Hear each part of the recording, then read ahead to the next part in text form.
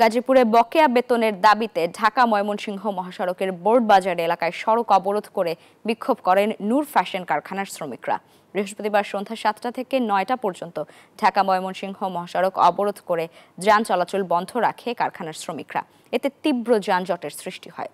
শ্রমিক, পুলিশ ও স্থানীয় সূত্রে জানা যায়, নগরীর বোর্ডবাজার নূর ফ্যাশনের শ্রমিকরা ২ থেকে ৩ মাসের বকেয়া বেতনের দাবিতে মহাসড়ক অবরোধ করেন।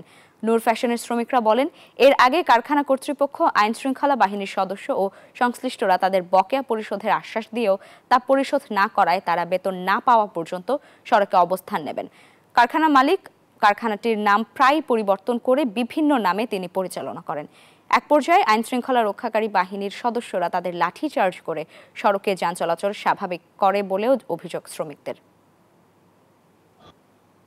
4 মাসের বিল পাইতেছি না, তো আমাদেরকে বিল পেমেন্ট না করে তারা ফ্যাক্টরি বন্ধ করে গেছে। বারবার প্রশাসনরা জানানো হয়েছে, তারা আশ্বাস দিয়েছে, কিন্তু কোনো ব্যবস্থা গ্রহণ করেনি। গতকালকে আমাদেরকে টাকা দেওয়ার ডেট ছিল, ওনারা রাত 12টা পর্যন্ত আমরা এখানে বসে থাকার পরেও কেউ আসে নাই।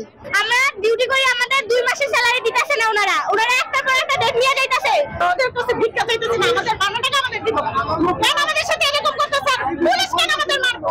দাবি এটাই, আমরা শ্রমের অধিকার ন্যায্য কিভাবে আমরা বুঝাই দিব, এটাই চাই আমরা, আর কিছু চাই না।